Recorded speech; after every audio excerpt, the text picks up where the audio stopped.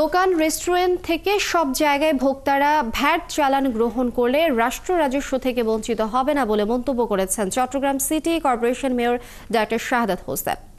মঙ্গলবার চট্টগ্রামের Radisson blue সম্মেলন কক্ষে ভ্যাট দিবস উপলক্ষে এক আলোচনা সভায় মেয়র এ কথা বলেন।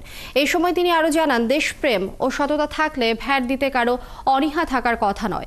পরে কাস্টমস এক্সাইজ ও ভ্যাট ট্রেনিং একাডেমি চট্টগ্রামের মহাপরিচালক জানান, ভ্যাট সংগ্রহ বর্তমানে সেমি অটোমেশন প্রক্রিয়ায় চলছে।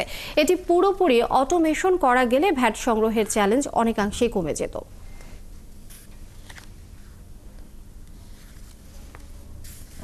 আমাদেরকে সবাইকে মিলে ঐক্যবদ্ধভাবে একটি সুন্দর সমৃদ্ধশালী বাংলাদেশ গড়তে হবে।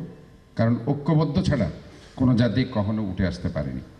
বিভেদ যদি সৃষ্টি হয়ে যায়, সেখানে আমি যতই করি না কেন, ওই যেমন জলাবদ্ধতা 14,000 কোটি টাকা যেভাবে খরচ হচ্ছে, জলের টাকা জলে চলে যাবে, দুর্নীতি ঠিক একইভাবে সব জায়গায় একই অবস্থা হবে।